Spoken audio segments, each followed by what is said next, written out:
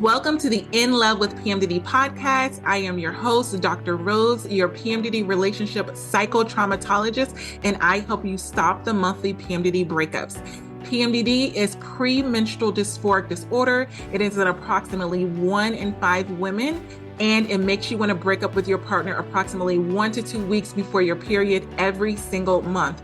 So as someone who has suffered with PMDD for over 18 years, I dedicated my doctorate practice to helping partners navigate those monthly PMDD breakups with everything from attachment styles, triggers, sensitivity to noise, sensitivity to touch, all of the things that you really struggle with when you're in PMDD. And I also dedicated my dissertation to a phenomenological study of the relationship experiences of partners of individuals who suffer with premenstrual dysphoric disorder. So I'm not just here to help the sufferer, the one who is suffering with PMDD. I am here for the partners as well. So if you need those private sessions, make sure you go to inlovewithpmdd.com and get those tools. So let's get into this week's PMDD trauma transformational tools that is going to help you stop the monthly breakups and stop the suffering and stress in your PMDD relationship. Let's get into it.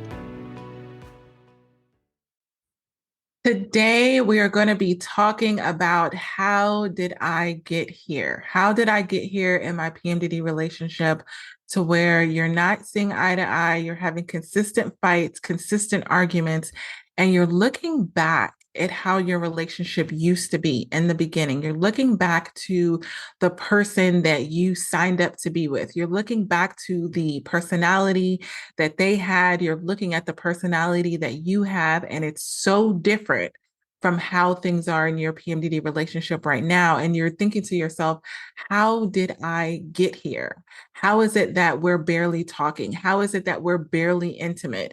How is it that we're barely going through 1 month without a big fight? How is it that now when I go into PMDD, I immediately have PMDD triggers and rage and I go off at least one time during the month? I remember being here so many times where I would get into PMDD, and in the beginning, it would be, I would have 3 months and then I would have a blow up.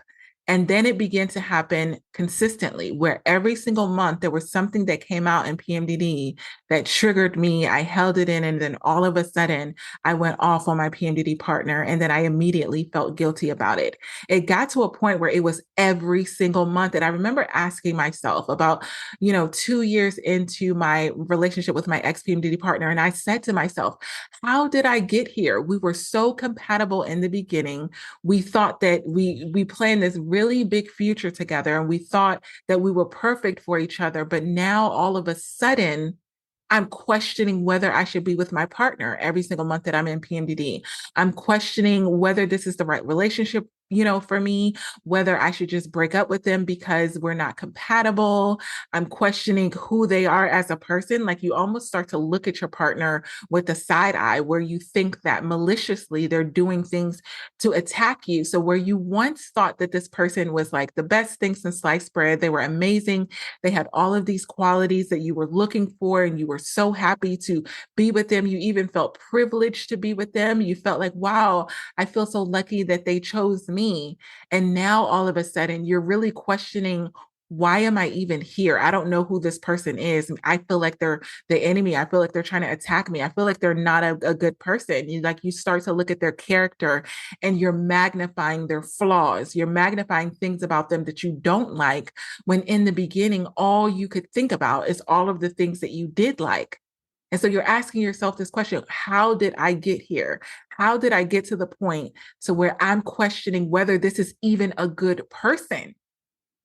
Not just a good person for you, but a good person for society in general. How am I getting to this point to where I am now starting to believe that this person is a narcissist? I'm starting to believe that this person is toxic. I'm starting to believe that they're malicious. I'm starting to believe that their character is horrible. Their character is trash. Like, they just go around and they do this to all these different people. Like, you start to look at how they describe their relationship with their ex. And you start to even have sympathy for their ex. You start to think, wow, is this what, their ex used to go through? Like, are they going through the same thing? Is this how they broke up? Is this how they divorced? Like, and now I got this person and I thought that they were so great. But when you get into PMDD, you're like, this person is horrible. And every single month, you're going through this pattern of questioning the character of your partner. And then you get out of PMDD, you get into your follicular days, and it's almost like you see them more clearly. You see the reason why you're in the relationship. You see why you're with this person. You can automatically see the qualities that they bring. You're like, oh, they do this and they do that. You all of a sudden can see their efforts when you come out of PMDD. But when you're in PMDD, they seem horrible. They seem manipulative. They seem tricky. They seem like they're trying to get you, right? And the ego comes in and is trying to protect you. And it's like, you shouldn't stand for this. You shouldn't be with someone who treats you like this. You shouldn't be with someone that talks to you like this. It's almost like you get even more offended. And it's like that situation where you feel like you should be reacting a certain way, but you're not. And PMDD is like, why are you even listening to them? Why do you care what's going on with them when they're the ones causing you to suffer? I've been in this situation so many times that when I was in PMDD, I had a lack of empathy for whatever was going on with my partner because the way I saw them is that they were causing me to suffer. So it's like I'm supposed to have this empathy towards my partner because they're suffering for whatever reason, but they're causing me to suffer. So I didn't have any empathy. I didn't have any remorse. And I was solid in that. I'm like, I don't need any convincing. They don't deserve to be treated the way that I know that I can treat them. You can see your partner when you're in PMDD, you can see your partner in a place where they're wanting love, affection, attention, validation. And instead of giving it to them because you know that you have it in you to give, you're like, no, I'm not going to show them the attention that they're wanting. I'm not going to fall for that. I'm not going to give them what it is that they're asking for or what it is that I know that they want because they're causing me to suffer. So guess what? If I'm suffering, you're going to suffer. This is the level of bitterness and resentment and unforgiveness that can show up when you are in PMDD and you won't even feel bad about it. You will be neglecting your PMDD partner and not even feel bad about it. You will be withholding all of these things that they need from you because, as I've always told you, they can only get love, affection, and validation and all of those things from you without being unfaithful. So you are holding the key to what it is that your partner needs and desires, and you're consciously choosing not to give it to them because of the state that you're in. And so when you're asking yourself this question, how did we get here? You didn't get here immediately. You didn't go from the beginning of the relationship where you were so in love, where you thought that they were the best things in sliced bread, where you didn't see any flaws in them. Or if you saw flaws, you were like, oh, that's fine because I love them so much. I love them unconditionally. You didn't get from that point to the point of you being borderline disgusted with them overnight. It came from month by month, little by little. You started believing the PMDD lies. You started to inflate the negative characteristics that your partner has. Because here's newsflash: every partner has negative traits within them. It doesn't mean that they're a bad partner. It doesn't mean that they're a bad person. It doesn't mean that they're maliciously trying to attack you. Every partner has characteristics that are negative. And guess what? They've had them from the beginning. You chose not to focus on them. And I've been that way. I've been the one that has painted the red flags green just because I love them so much, just because I like them so much, just because I was so enamored with the life that I could picture with them. Because I am a person that, and if I'm this way, I know that you're this way because like attracts like. Okay, we're the same, where you create this picture in your mind of this partner, of this person, and you're like, we're going to do this together, and we're going to do this together, and we're going to be like this, and we're going to be like this. I create this fantasy in my mind of the kind of partner that I know that my partner can be. And then when you get into PMDD and they don't mirror that, now you feel justified to punish them because they're not playing into the character that you painted in your mind of how they're supposed to talk to you, how they're supposed to act. Listen, you want your partner, when you get into PMDD, you want your partner to talk nicely to you. You want them to talk gently to you. You want them to speak in a way where they're being caring and considerate and soft with you and so loving and caring for you like you're this little wounded bird. You want them to have that level of care and concern for you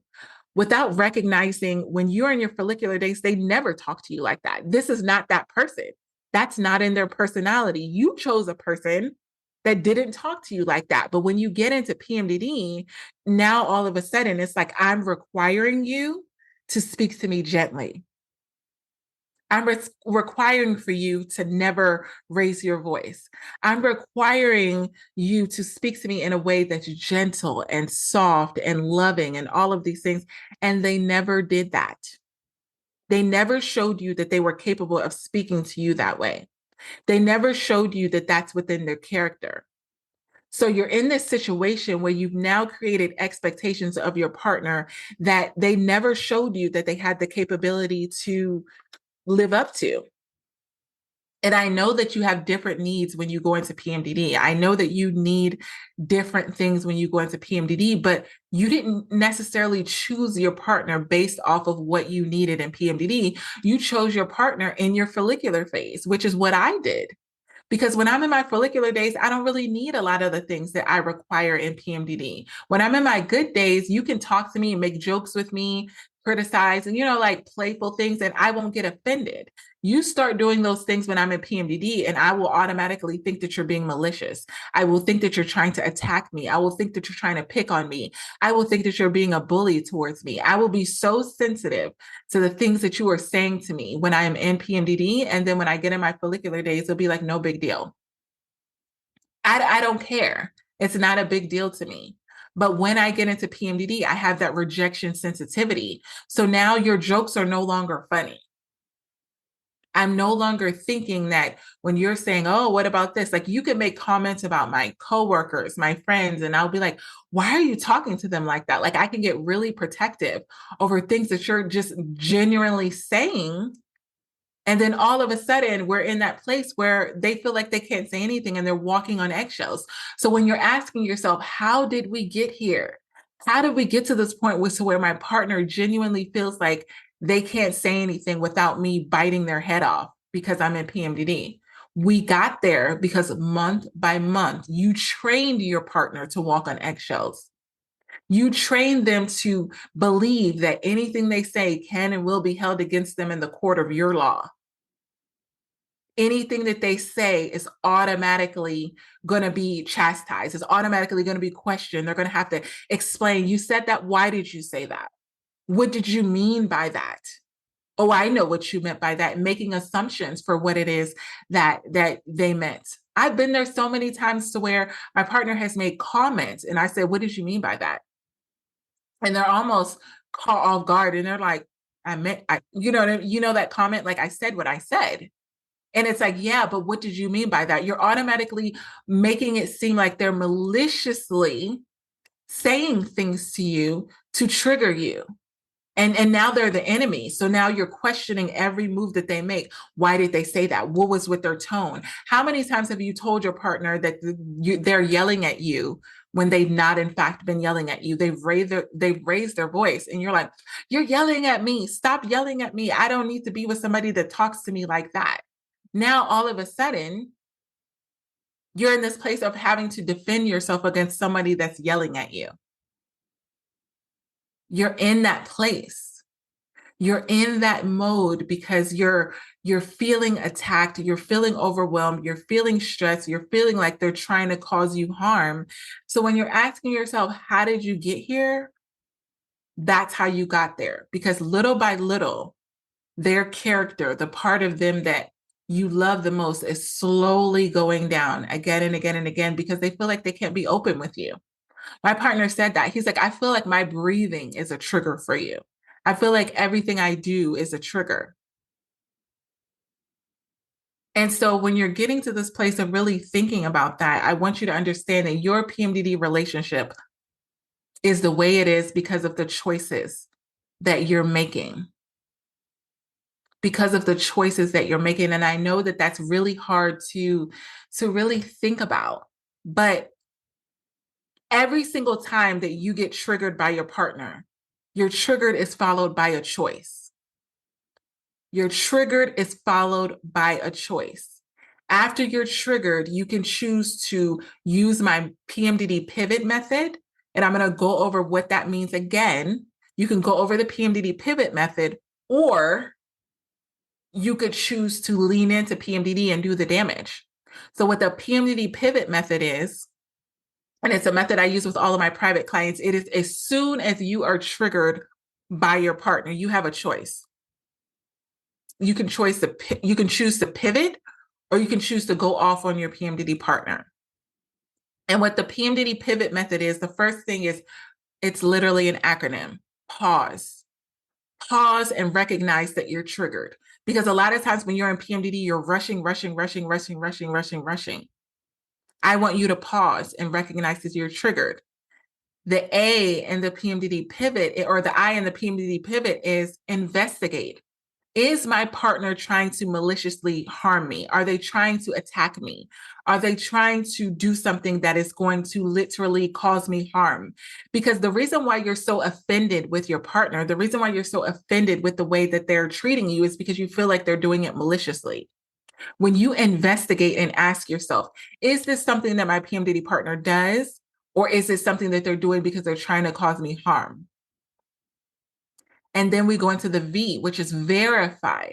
Verify with your partner that they're actually trying to trigger you. What that means is having a conversation with your partner when they trigger you. Say if you're in the car and your partner says, I don't even know why you talked to that friend of yours who weren't you just complaining about that friend, and now you're about to go out to have drinks with them. Now you're about to go out to dinner with them. Because you know that you're triggered in the moment, you can go to your partner and say, hey, like, I felt triggered by, again, using I statements.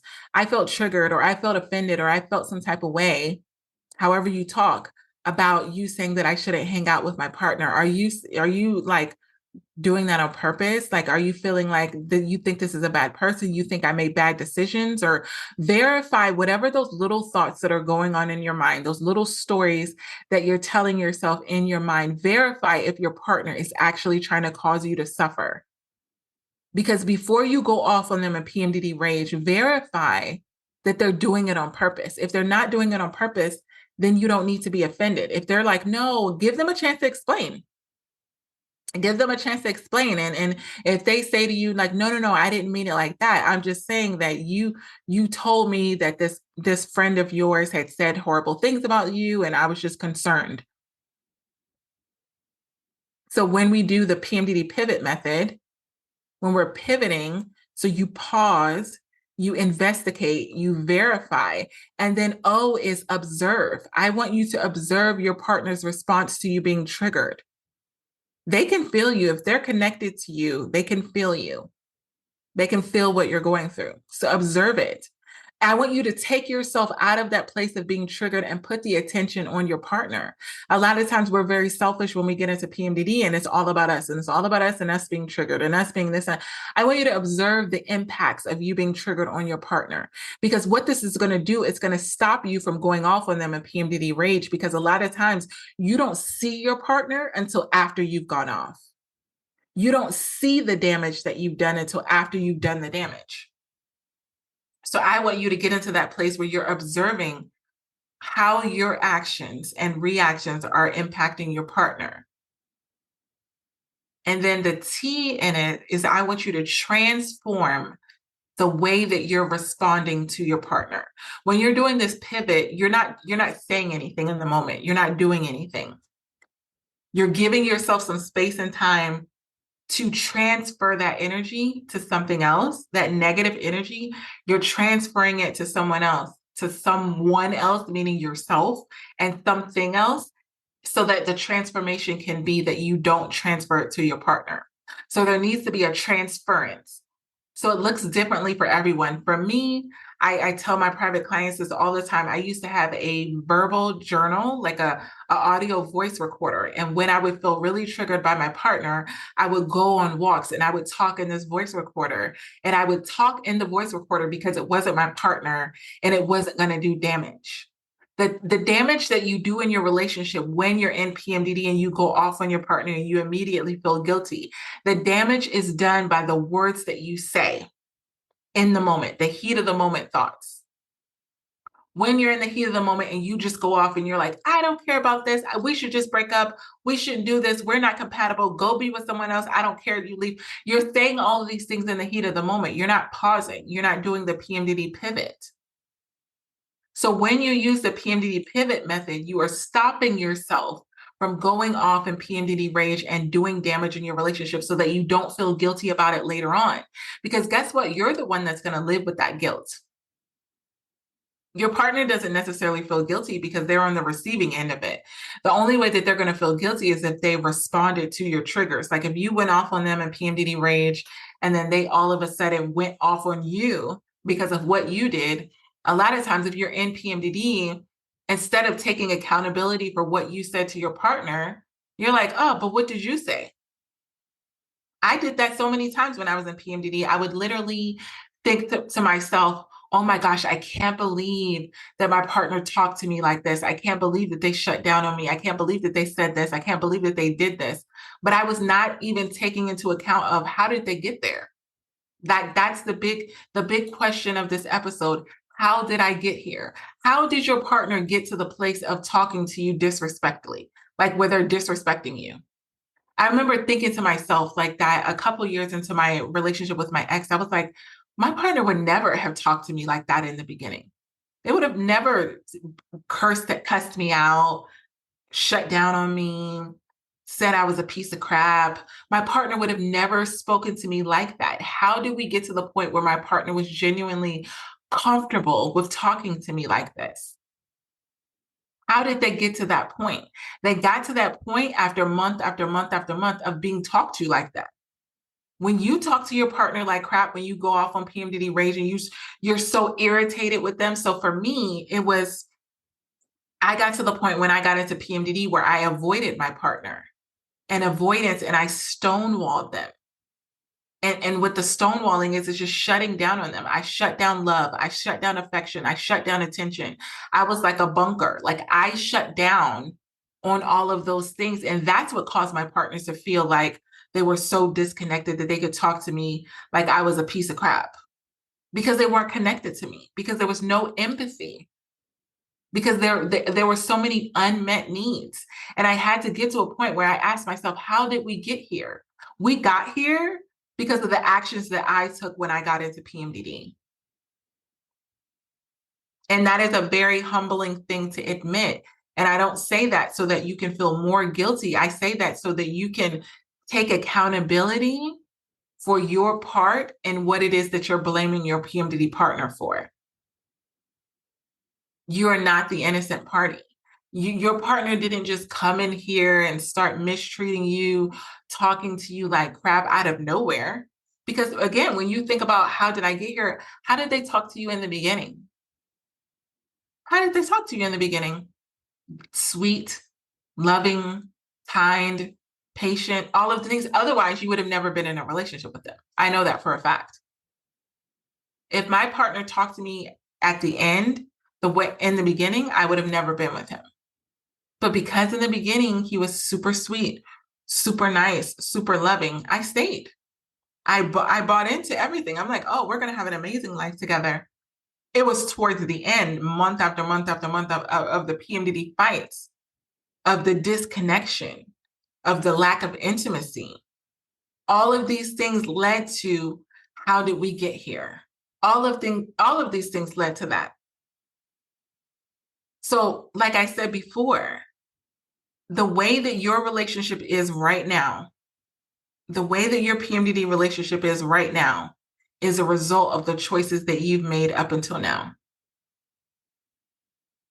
It is a result of the choices that you've made every single time that you've been triggered.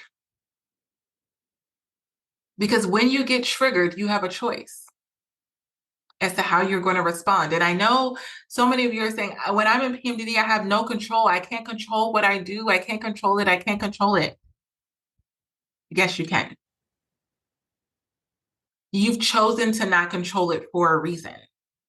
There's something within you that makes you feel comfortable with going off on your partner like that. Like I've said this before and I'll say it again. When you get triggered at work, you don't go off on your partner or you don't go off on your boss. When you get triggered with your kids, you don't go off on your kids, hopefully. If you do, like it's not a continuous thing. There's something about being triggered with your partner that you feel comfortable going off on them, talking to them like that. I've been there. I'm not telling you anything as a way to blame you and shame you. I'm saying because I've been there. There was something within me that felt like I'm going to hold it in with my friends. I'm going to hold it in with my coworkers. I'm going to hold it in with my child. But when I'm with my partner, they can handle it. They're not going anywhere. There's some kind of intrinsic thing in your brain that is literally like, they're not going anywhere. They love me. The more, it's almost like the more your partner loves you, the more you feel open to go off on them in PMDD rage without feeling like you're going to lose them. There's no fear. I'm motivated by fear. Everybody has a different kind of motivation. Some people are motivated by, give me a reward and I'm motivated. I'm motivated by, if I feel like I'm going to lose you, I'll be on my P's and Q's. I'm not going to talk to you crazy. I'm going to hold in my triggers. I'm going to treat you like I feel like you deserve to be treated. I am motivated by the fear of abandonment, the fear of loss, the fear of neglect, the fear of being verbally abused. Like, these are fears that I have and I'm motivated by them. Like, when I say motivated by them, I mean, I'm not going to do certain actions that I really, really want to do because I'm so motivated to not do them because I don't want to lose something or I don't want to experience something. So you need to ask yourself, what are you motivated by? What is your motivation to not go off on your PMDD partner? Anytime that you've wanted to go off on them and you've not gone off on them when you've been in PMDD, what was your motivation? A lot of times you're motivated by the optics, by how it appears to other people, meaning you would go off on your partner while you're in PMDD, but because you're around the family, you're not going to do it. Because you're in public, you're not going to do it. Because people would think a certain way about you, you're not going to do it. What are you motivated by? What is going to stop you from going off on your partner while you're in PMDD? You need to channel that. You need to lean into that because the choices that you make to go off on your PMDD partner, it's going to lead to the kind of relationship that you're going to have. I had to take full responsibility for that. And that was not easy for me because I wanted to blame it on PMDD. I wanted to blame it on my partner. I wanted to blame it on the stress in my life. No, the reality is I was not taking full accountability for my emotional reactions to being triggered. Because here's the thing, just because your partner triggers you doesn't mean that they deserve for you to go off on them. I have to be responsible for my mental and emotional well-being, and I cannot put that on my partner. It is not my partner's responsibility to make sure that my mental health is intact. And I'm going to repeat that because a lot of times there's this distortion that if you have a partner and you have PMDD, that is your partner's responsibility to regulate your emotions, to regulate your mental health, to make sure you're always good to go. That is not what we call a supportive PMDD partner. That is called a codependent PMDD partner, meaning if you don't make sure I'm good, then I'm not good. So you're codependent on your partner.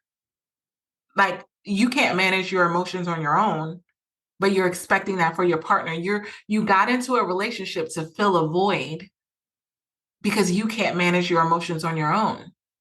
That's not the purpose of it. Because here's why, because you can't carry the weight of your partner's issues. I remember when I was in PMDD and my partner had anxiety, not OCD, anxiety, seasonal depression, PTSD, all of these things that my partner had. And I remember thinking to myself, I can't deal with my issues that I have going on in PMDD and yours. I remember really thinking about that. How am I going to handle what I'm going through in PMDD and what you're going through? I was like, you need to handle what you got going on because I can't take on that burden. I wasn't saying that to be evil. I wasn't saying that to be spiteful, but I was being honest because I did not have the bandwidth to really respond to what they were going through with their mental health while I was also struggling in PMDD. And that's a lot of times where the burden comes in because your partner may be expecting you to heal them, to make their life better, to do all these things. And you're struggling. You're like, I'm struggling to survive. This may be one of the reasons why you have these PMDD monthly breakups, because you're like, we need to break up because I can't deal with what I have going on and what you have going on. So that's another reason for you to break up. It's like, oh, I have to break up because, it's too overwhelming. I can't give you what it is that you need. I can't make sure that you're good and survive PMDD because you get so overwhelmed, you get so stressed. And a lot of times that overwhelm and that stress has to do with the pressure that you are putting on yourself to be the perfect partner when you're in PMDD.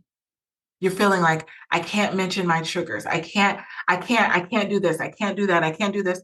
And your brain is saying, we need to do this. Like, I can't hold in these triggers anymore.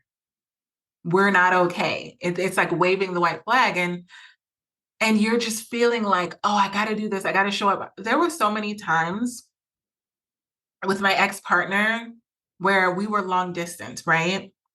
And because we were long distance, I put so much pressure on myself that every single time I saw my partner and I was in PMDD, I was like, everything had to be perfect because I had felt the guilt of what it feels like being told by my partner how horrible I made them feel, how much they were stressed out because of this. And so I wanted to make everything perfect. The biggest hurtful comment that my partner ever made to me that really stuck with me when I went into PMDD was like, I don't feel loved by you. He genuinely said, I don't feel loved by you. And I can even cry about that right now because I get so emotional thinking I was with someone and they didn't feel loved. Because I know what it feels like to be with someone and not feel loved. That was the most hurtful comment that my partner ever made because that was never my intention. The core of who I am as a person is to be loving. And PMDD has a way of like painting ugliness all over it, trying to shield that love, shield that tenderness, shield that affection and wanting to reach out and all these things because PMDD will make you feel like being loving is being weak. Because PMDD and the ego will team up and be like, oh, you shouldn't be loving towards them. They don't deserve that. When they perform for you, when they become a supportive PMDD partner, then you can breadcrumb them and be loving. Here's the thing I want you to know, and this is why I always say PMDD is tricking you. PMDD will turn you into a petty person. PMDD will turn you into a bitter person. PMDD will turn you into a resentful person. It will make you do some things where you look back on them and you're like, I can't believe I did that. I can't believe I said that. I can't believe I didn't do that. I can't believe my partner was literally almost in tears and I didn't even hug them. You just kind of look at them like, I hope you get it together. Like this is the level of evilness that we're talking about. This is the audacity of PMDD. That's literally what it is. The audacity to cause your partner to suffer, see them suffer, and not even try to console them or make them feel better. Because in your PMDD brain, you're like, that's what they get. That's what they get for hurting me. That's what they get for saying those hurtful words to me. Now they know how it feels to be hurt. Now they know. Like the audacity. You're not that person. You are not that person. You are not that petty. You are not that bitter. You're not that resentful, but you're allowing PMDD to take you on a trip, to turn you into someone that is not you. And then, so when you get to this point of thinking, how did I get here? How did we get here in this relationship where we're barely talking, where we're barely communicating, where we're just existing within the household? You may even visualize it and be like, well, back in the day when I sat on the couch, we used to be cuddled up on the couch. Now we're sitting on opposite ends of the couch. I remember thinking about that one time when I was sitting on one of those L-shaped couches with my partner, and I literally saw the distance between us physically. Like we used to sit on I have a big L-shaped couch, like a lounge couch. And we used to be on the L shape, the long L part of it, and be cuddled up together. And I would be like laying my head on his chest and we'd be watching TV. And I remember picturing myself one day when I was in PMDD. I was sitting literally on the far end of the couch and he was all the way on the other end of the couch. And I literally thought to myself, how did we get here? Who would have signed up for this on this chipper Sunday afternoon? And instead of us being curled up on the couch, eating food that we loved, drinking drinks that we love, laughing and talking and having a good time, we are on far ends of the couch just for the sake of saying that we spent time together. Like, you don't even really want to be there. You would rather be with your friends. You would rather be with your coworkers. This is when you get into those places where your partner starts, or you or your partner starts working late. You don't even want to be around each other. You're staying late at work. You're making excuses to go back into work. I have clients like that where they're putting themselves on the extra shift. They're working overtime, and not for the money, just so they don't have to be in the house with their partner, just so they can make an excuse. You're not spending time with your kids. You're spending more time away from your kids just so you don't have to be around your partner. This is when we get into the how did I get here? You got here by little choices of how you responded to the triggers and allowed them to shape you into looking at your partner differently. When you start to lose value in who your partner is and you start to question their character, this is how you know that you're so close to the PMDD monthly breakups. When you start looking at them like, I think they're a narcissist. When your Instagram and your TikTok feed and your Facebook feed even, and your YouTube and all the things you listen to are starting to give you all of these signs that your partner's a narcissist, all of these signs that your partner's a manipulator, all of these signs that your partner is toxic, it's because what you focus on, you will find. And the algorithm is very good. The For You page is very good for leaning in on what it is that you're seeking out, because it wants you to find what it is that you seek. What you seek, you will find. So when you start to take your partner's character that was once green and turn your partner into a big giant red flag, that's how you got there. And you're wondering why things are the way that they are with your partner, because you're looking at them like they're the enemy. You're treating your partner when you're in PMDD like they're the enemy, like they're really trying to get you. They're really trying to get you. And you're like, I'm not going to let them get me. I'm not going to let them talk to me like that. I deserve better than that. I've done the work on myself. I know what I bring to the table. I would rather be single. I would not have so many symptoms in PMDD if I wasn't with this toxic partner. This is what PMDD is telling you. Now, here's the thing. If you are actually with a toxic partner, and I say this once and I say this again, this message is not for the individuals that are in a relationship with someone that is toxic, with someone that is abusive, with someone that is manipulative, with someone that is a narcissist. If you're in those relationships, feel free to leave the relationship, but don't continuously complain about it and then say, oh, it's PMDD. If you know that your partner is toxic and you know that they're using PMDD against you, and you know that they're making your PMDD symptoms worse, then when you ask yourself that question of, how did we get here? We got here because you know that this partner is bad for you and you're choosing to stay. That's how you got here. You're trying to make a red flag green.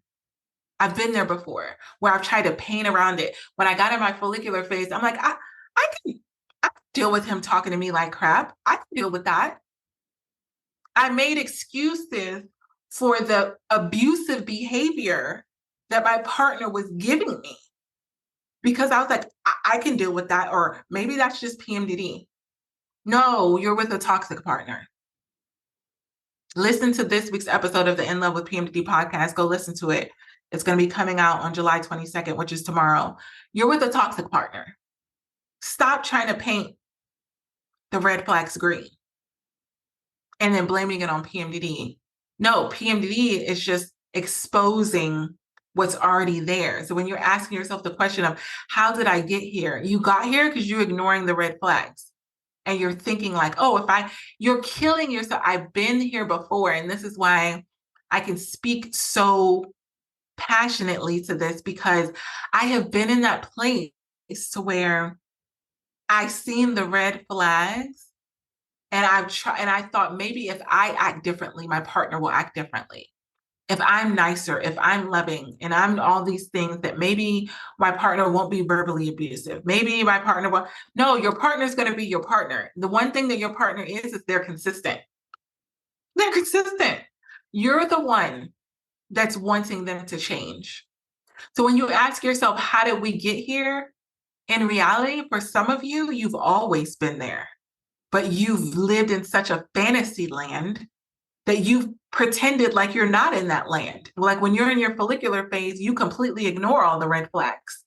So it makes it easier for you to stay with this partner. It's so easy for you to stay with them because you're just ignoring all of the toxic traits that your partner has and pretending and posting on social media like, oh, we're in this loving relationship. We just love each other so much. Relationship goals. Like I've seen this so many times with private clients. 1 minute you're posting a sweet selfie and saying how you love and adore them and they're the best things to slice bread, and literally an hour later or hour before you're going at it in PMDD, fighting, arguing, saying you're horrible, we're breaking up, I don't want to be with you.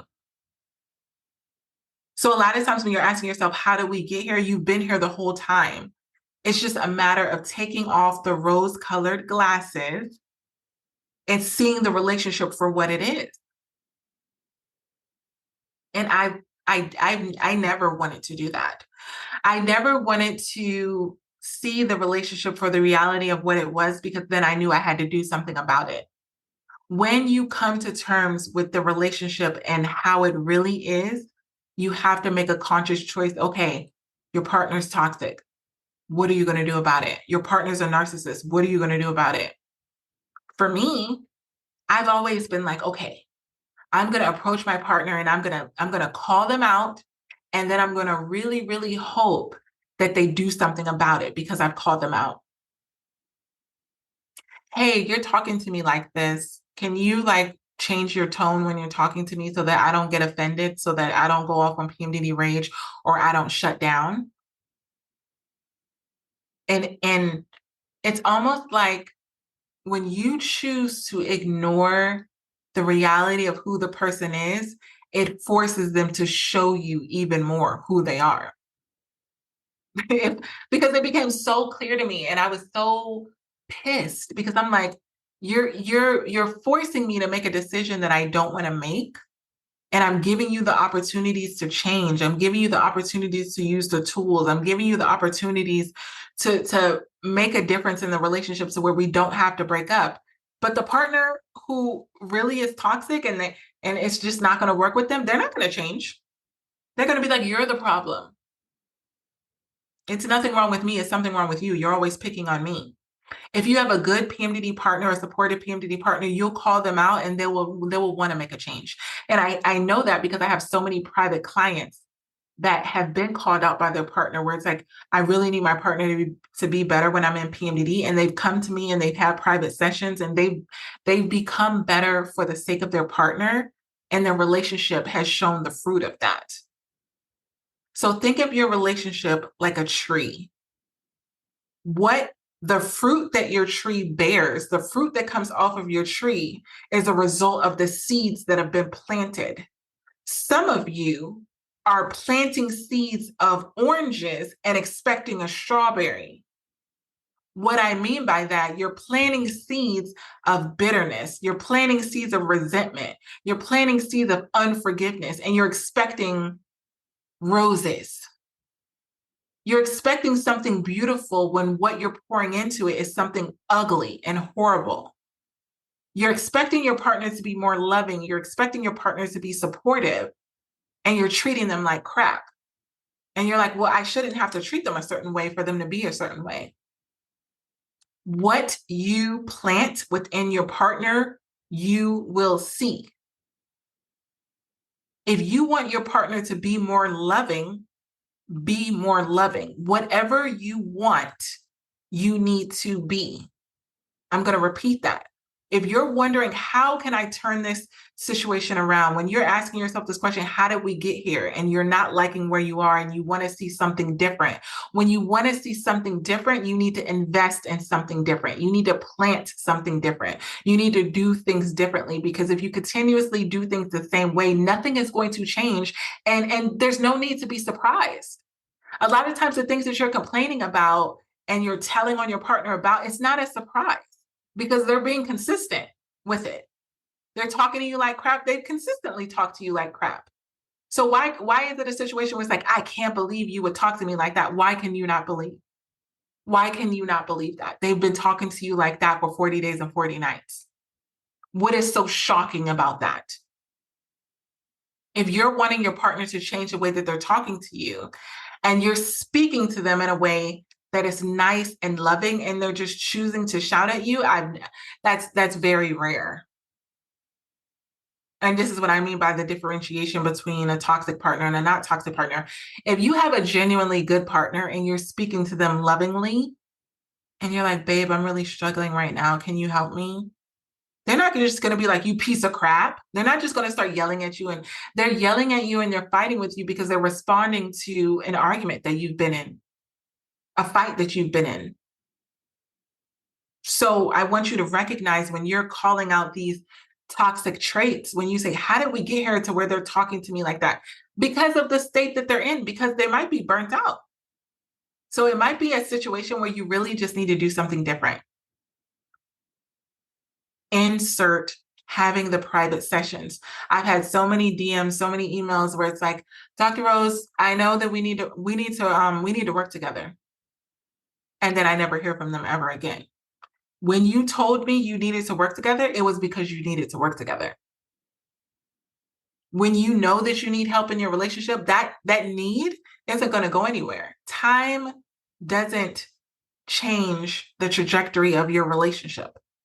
It just brings out more of the same. Time without change just shows you more and more and more the issues that you have in your relationship. So like I said before, you may have gone from 3 months, every 3 months you have to blow up like I did. And then now it's every month. And then now it may be more than once a month. And to be honest, it's not going to get any better because you're not doing anything differently. It's just getting bigger and bigger and bigger. It's like a balloon. You keep blowing air into it. The air is the time. You're sitting on issues that need to be dealt with. And then the next month you go into PMDD and now there are bigger issues because now you have more issues and you're running out of space. You're running out of space. You're running out of time. And what you're really doing is you're risking your relationship. You're playing with fire right now. Because now you're at the point where your partner keeps saying they're going to walk away. They keep saying that they're going to leave. They keep saying that. And one day they will actually do it. That's what I want to let you know. That's going to be the shock for you. And you may be like, I can't believe that they walked away from me. Why can't you believe it? They've been talking about it every single month. They've been telling you, I don't like it here. This sucks. I'm not happy. And then you say, I was blindsided. No, you weren't. You were just acting blind. And I'm saying that because I've been in those relationships before, to where I thought I got real comfortable. I remember this. Oh, I remember this. I got real comfortable with the chaos and the confusion and the trauma and the fighting and the arguing and the toxicity. And I'm like, this is just who we are. We're like Ike and Tina. We just gonna be fighting, but we ain't gonna leave each other. Until one day, my partner cheated on me.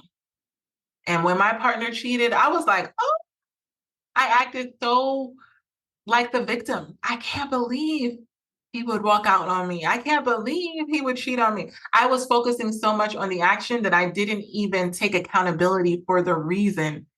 When you say to yourself, how did we get here? How would you go from someone that's so in love with you, so obsessed with you, that they end up cheating on you? Because you treated them like crap because you couldn't control your emotions when you got into PMDD. I used to go off on that partner like it was nobody's business, and not even, I used to, in the beginning, I felt bad about it. Towards the end, I was just like, oh, it is what it is. You knew I was in PMDD. How many of you have said that? You knew I was in PMDD. Why are you even saying anything about it? I was in PMDD. You're wrong. I don't care what you're in. I don't care if you're in a spaceship.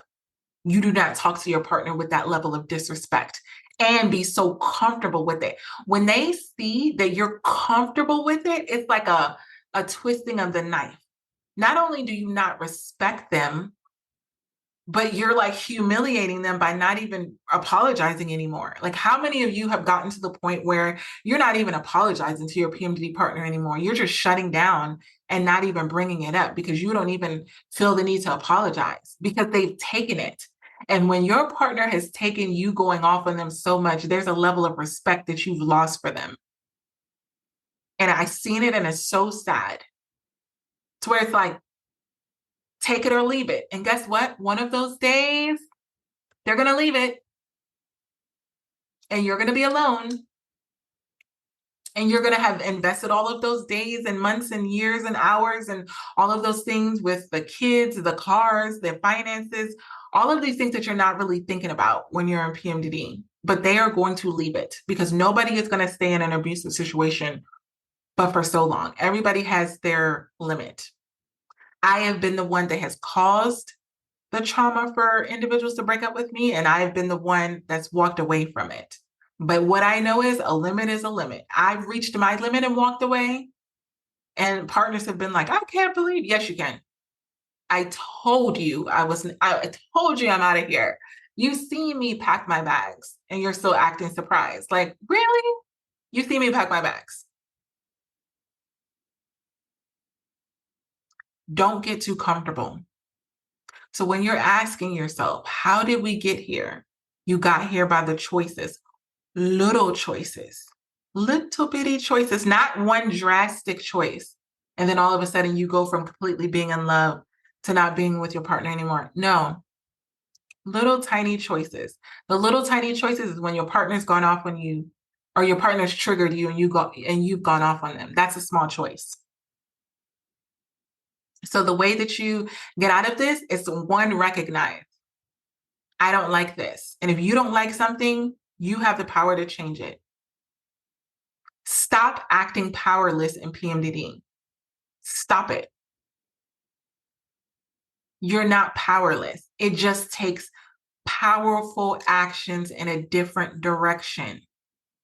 Stop doing the same thing. You feel triggered, you go off. You feel triggered, you go off. You feel triggered. When will you get to the point where you're like, I'm feeling triggered. I know what this feels like in my body. I'm going to pay really close attention, which is one of the first tools that I teach you when I work with you privately is self-awareness. When you know what it feels like, I want you to start doing something different. Is it going to be hard in the beginning? Yes. Are you going to slip up and still go off? Yes. It's going to happen until it becomes a habit. Until it becomes a habit of stopping yourself from going off on PMDD rage as soon as you're triggered. It's going to take practice. But what is going to help is when you start doing it. You never can get into the realm of making it a habit if you don't do it, and do it again and again and again and again and again. Because guess what? PMDD is going to come again, and it's going to be coming in hot. And you're going to be in that situation where you've not even repaired the damage from last month, and you're going into a whole nother month. I remember being like that, like, wait a minute. I didn't even like deal with the issues that I had with my partner last time. And I got a whole nother month of PMDD, a whole nother month of PMDD coming. and I'm still not talking to my partner from last month. Like, time goes fast in your follicular phase. Time goes real fast. Thank you for sharing the live. Love you. Thank you for sharing it.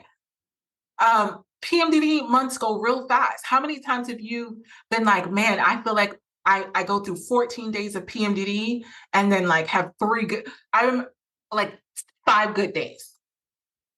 5 good days of PMDD and the next, or 5 good days in your follicular phase and you're back in PMDD. Because some of you suffer during your cycle, during your period. So you literally feel like you only have like 7 good days, 1 good week out of the month. The rest of the days are pure hell, where you're struggling, where you're suffering, and your partner is watching you go through this, and you're just like, I'm just trying to stay above water. I'm just trying to stay above water. So the next thing I want you to recognize is your situation with your PMDD partner will not get better until you do something differently. Like I said with the image of the tree, until you start planting a different seed, you will not see different fruit. So if you've been seeing a lot of arguing, a lot of fighting, a lot of bitterness, a lot of resentment, a lot of unforgiveness, if you're seeing all these patterns of this, until you begin to sow in what it is that you want, you're not going to see anything different. So I'm asking you right now, what is it that you want from your PMDD relationship? What is it that you want from your partner? Whatever that thing is, and normally it's subconsciously, it comes to your brain immediately. I remember for me, I was just like, I just want peace in PMDD. I just want peace. I just want peace. That was like my number one thing. And I hear that with my private clients all the time, where I'm like, what is it that you want? And they're like, Dr. Rose, I just want peace. I literally remember blowing out my birthday candles. And I was just like, I just want peace. And if I knew that I wanted peace in my relationship with my partner while I was in PMDD, what was I sowing? What was I planting within my relationship to give me peace? What was the biggest shift for me was I started learning how to control my triggers, my reactions. You know why? Because I wanted to plant in seeds of peace within my relationship. So what does that mean? I had to become a more peaceful person. I had to become a person that was peaceful if I wanted peace. I know it sounds simple, but it's really complex because you're always on the outside looking in like, I need. You're wanting to receive peace, but you're giving anger. You're wanting to receive peace, but you're giving bitterness. You're wanting to receive peace, but you're still holding on to things that your partner has said and done in past months in PMDD. So that unforgiveness. What you are giving out is what you're getting back. So when you want peace, when you want to receive peace, then start being peaceful with your partner. And before the ego comes in, because I know it's coming in high and saying, oh, they don't deserve that. Don't worry about what they deserve. Worry about what it is that you want to receive. You are never going to get something that you didn't actually work for. Fight for your peace in your relationship. If you really want it, it's easy to say you want it. You can declare it all day long. And I'm really big on mantras. But if you really want what you say that you want, if you really want peace in your relationship, how much are you willing to fight for it? How much are you willing to invest in it? You know, when a lot of my clients come to me, my new clients, it's when they're finally ready to fight for their peace. They're finally ready to fight for their relationship. And they're like, Dr. Rose, they're motivated by fear, like I am. What is the number one thing that people say when they're about to break up and they feel like one partner's about to break up and they're going to walk out on them and they're going to lose their partner? Let's go to counseling. Insert Dr. Rose. And I'm here with open arms. There's no shame, there's no blame, because I've been there too.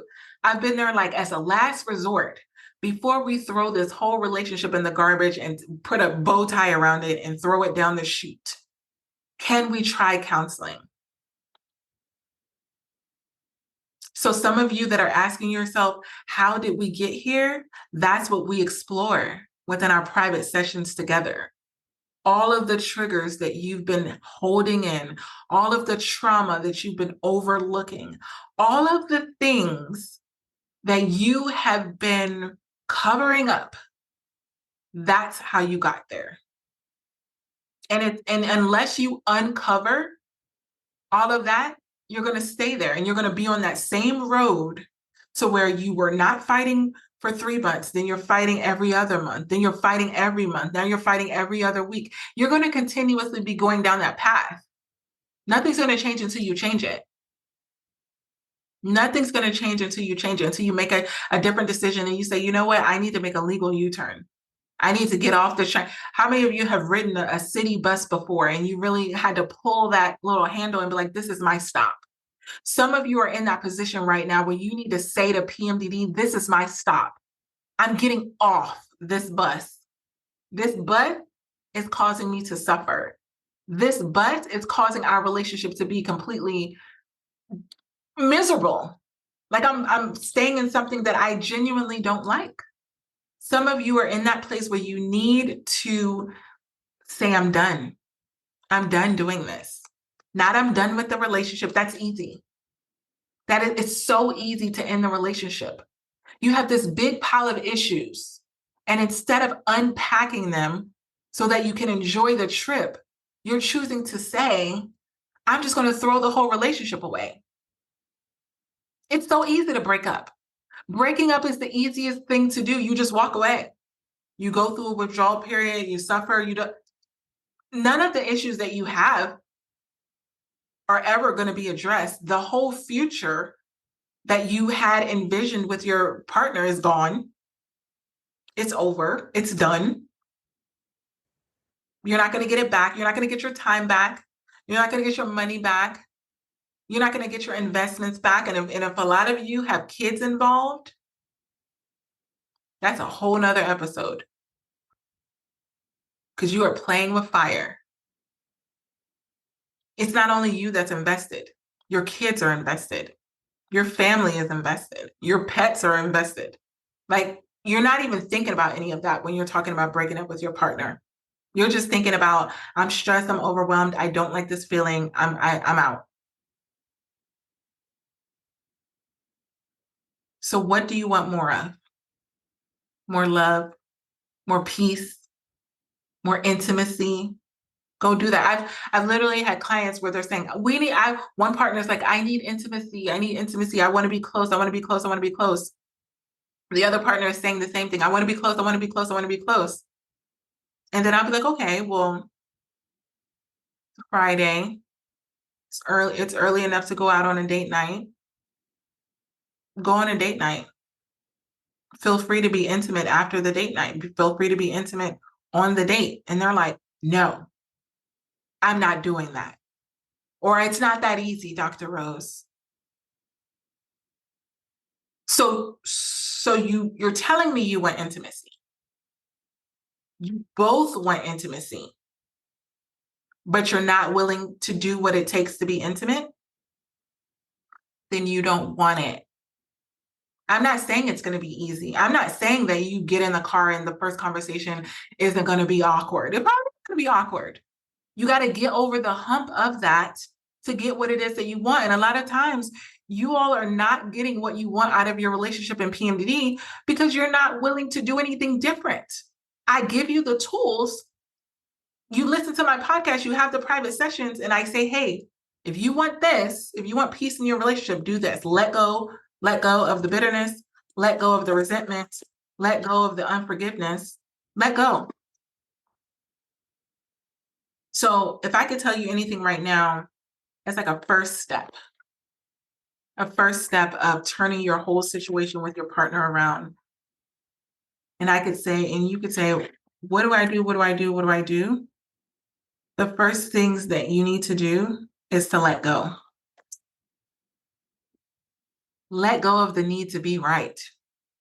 Let go of, oh, they did this and they did that. Stop it.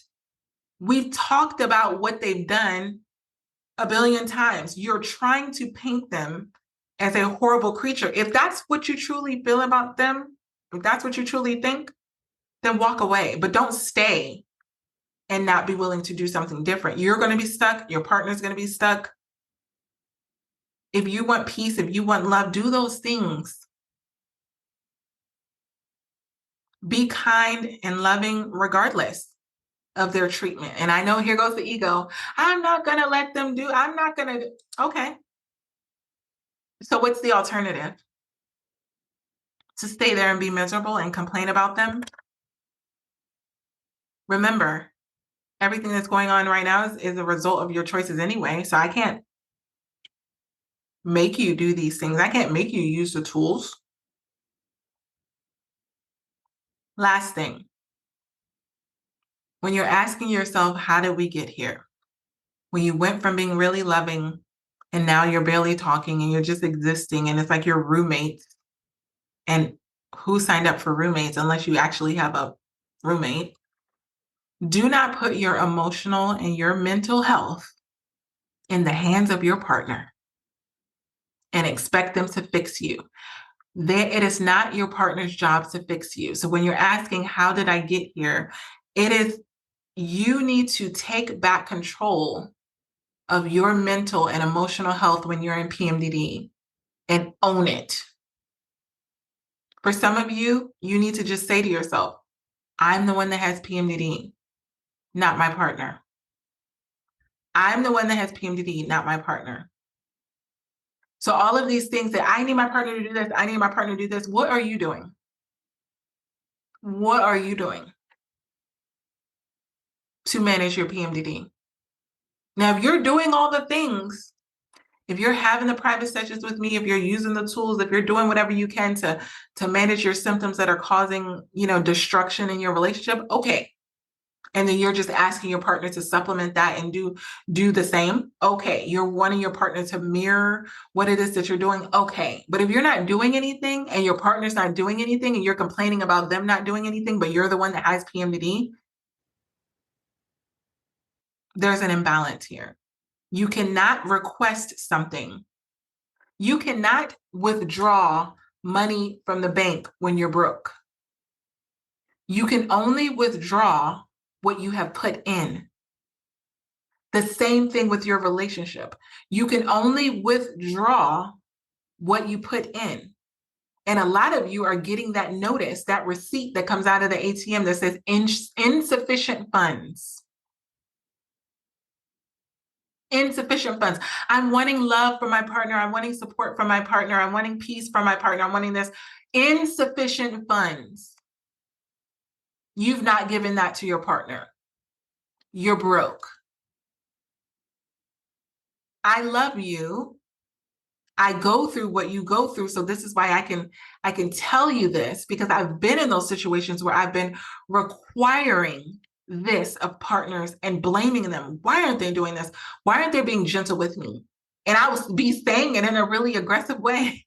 Like, why don't they just, because I'm talking to them like that, because I'm belittling them, because I'm not respecting them, because I'm not spending time with them.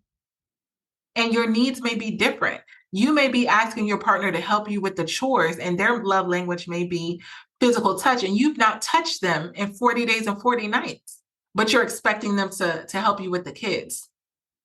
What are you talking about? Why would they help you? You're ignoring their needs and then expecting them to meet yours. Insufficient funds. Stop trying to get something when you're giving nothing. And when I say nothing, I don't mean that you're not doing other things.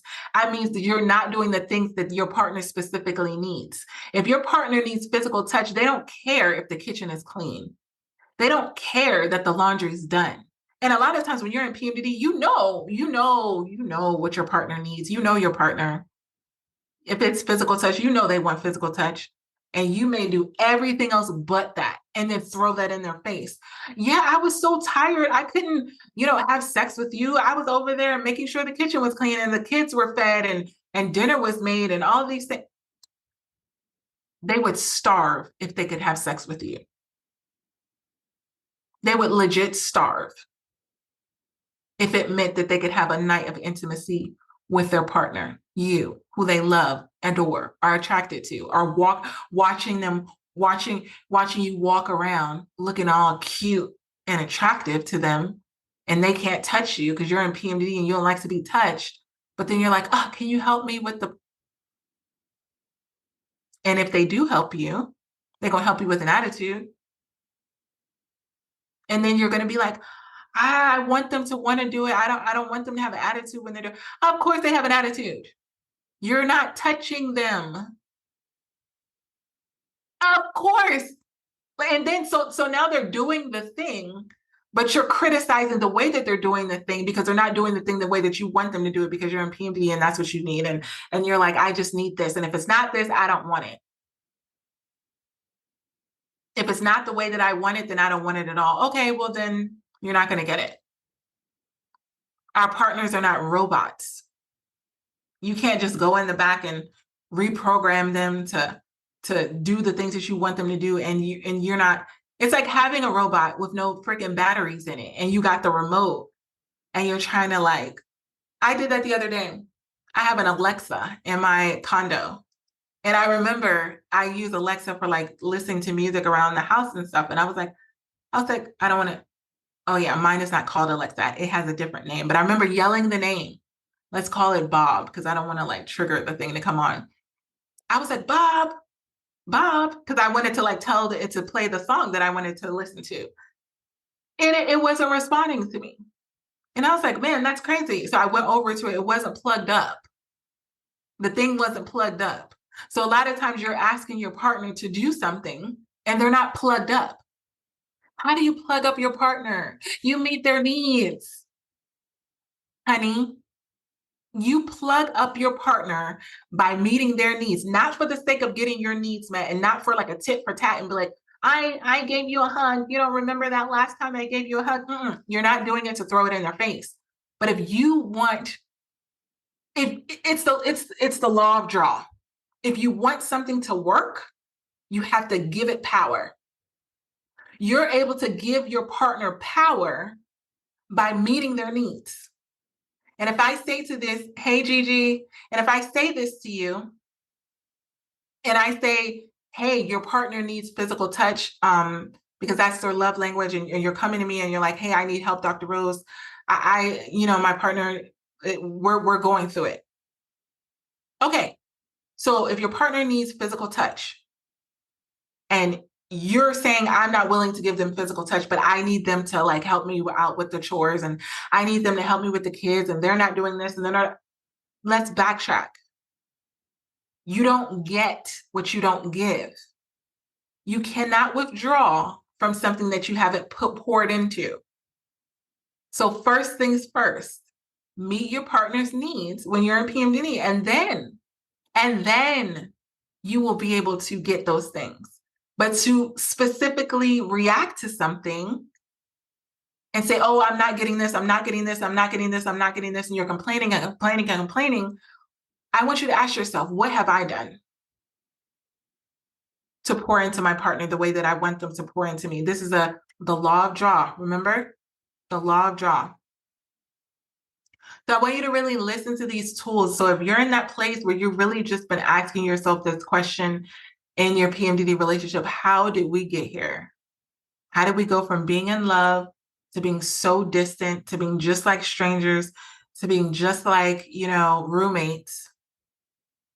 You got there based off of these little decisions, and you can get yourself out of this place. You can get yourself past this by doing different actions. And if there's something that you need help with, go to the inlovewithpmdd.com and get those counseling sessions and we can work on them individually. But I want you to commit this week when you're listening to this. Just pick one thing. I don't want you to overwhelm yourself. One thing. Say, what can I do different in my PMDD relationship that's going to give me a different result? What can I do different this week? What need can I meet of my partner so that I can get my needs met? What seed can I sow so that I can get a different fruit, so that I can get a different result? Little by little, little choices you make to not go off on them when you feel like going off on them. Those are the things that you can really do to turn your situation around to where you're saying to yourself, how did I get here? That's how you got here. And this is how you can get back to the place that you desire and deserve in your PMDD relationship. I hope you enjoyed this. We got this. I love you. I hope this PMDD episode helped you and your partner in your struggles within your relationship. And if this is something that you know that you need help with and you need further support, individualized support, make sure you're going to inlovewithpmdd.com and you're getting those private sessions to really work through what you're going through in your relationship, specifically in regards to PMDD. And also, I want you to leave a 5-star written review on Apple Podcasts. What this does is it helps other PMDD sufferers and partners find this show that can help them get these free PMDD relationship tools. I remember what it felt like to not know that there were tools out there specifically for PMDD relationships. So I want to make sure that you are sharing these tools with others, share them on your social media, share them with people that you know that are also struggling in their PMDD relationships. Until next episode, this is Dr. Rose, your PMDD relationship psychotraumatologist. One more thing, I almost forgot. I now have the Fresh Start PMDD Partners Workbook. What this workbook can do is if you've had past traumatic experiences with your partner, past fights, past arguments, and they keep coming up every single month in PMDD, I created a Fresh Start Workbook so that you can deal with all of the traumatic experiences that have happened in the past in PMDD rage and all of these things so you can stop going through the same cycle again and again and again. So get that workbook. It comes with a video episode of the actual podcast that I recorded on getting a fresh start in your PMDD relationship. So you're not continuing the same cycle again and again and again. So make sure that you get that workbook. And if you need those individualized counseling sessions, you know where to go, inlovewithpmdd.com. Until next time, we got this. Love you.